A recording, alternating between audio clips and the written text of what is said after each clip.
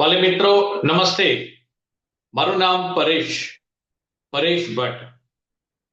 હું અમદાવાદથી આપની સાથે એક નાનકડો સંવાદ પ્રસ્થાપિત કરવા માંગુ છું.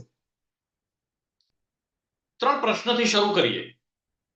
શું તમારું બાળક ધોરણ 10 કે ધોરણ 12 માં અત્યારે અભ્યાસ કરે છે, એટલે કે વર્ષ 2027 માં તેઓ બોર્ડની પરીક્ષા આપવાના છે?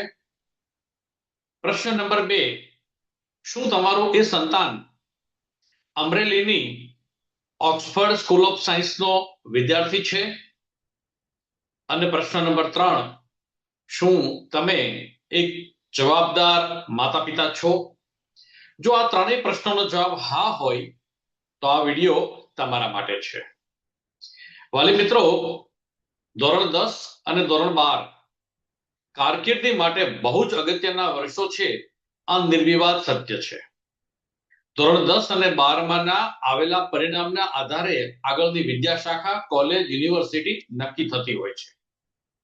દુનિયાના બધા માતા પિતા એવું ઈચ્છતા હોય કે મારા સંતાનો ખૂબ જ સારા ટકાએ ખૂબ જ સારા માર્ક્સ સાથે પાસ થાય.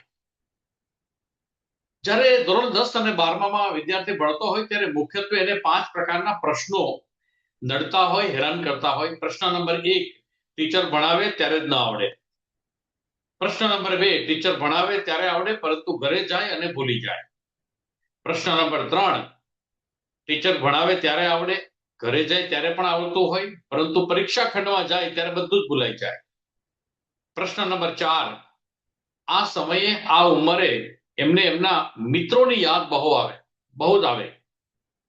અને પ્રશ્ન નંબર 5, આ સમયે ઘણી વખત એમનું મન સોશિયલ મીડિયા તરફ લલચાઈ જાય. વાલી મિત્રો, આ 5 પ્રશ્નોના એપ્લિકેબલ સોલ્યુશન માટે થઈને મારે તમારી સાથે એક વખત સંવાદ કરવો છે. આખું વર્ષ દરમિયાન આપણે શાળા સંચાલક મંડળ, હું અને તમે ભેગા થઈ બાળકનું માનસિક સ્વાસ્થ્ય સારું રહે અને સાથે સાથે સારા ટકાએ પાસ થાય એવી કોઈ બાબતમાં આપણે ચર્ચા કરવા માટે હું આપની પાસે આવી રહ્યો છું. શાળા સંચાલક મંડળ દ્વારા સમય અને સ્થળ તમને કહી દેવામાં આવશે, પરંતુ એ સમયે એક જવાબદાર માતા પિતા તરીકે તમારી ફરજ છે કે 100 કામ પડતા મૂકીને પણ તે દિવસે આ કાર્યક્રમમાં હાજર રહેવું. કારણ કે હવે આ 21મી સદી છે અને 21મી સદી એ વિદ્યાર્થીઓ માટે ભણવાની છે અને ભણવા માટે ઘરમાં વાતાવરણ આપવું એ માતા પિતા તરીકે તમારી જવાબદારી બને છે.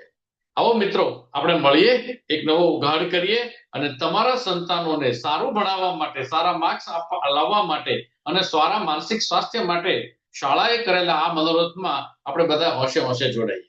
Thank you. મળીએ છીએ. આવજો અને રાજી રહેજો. ધન્યવાદ.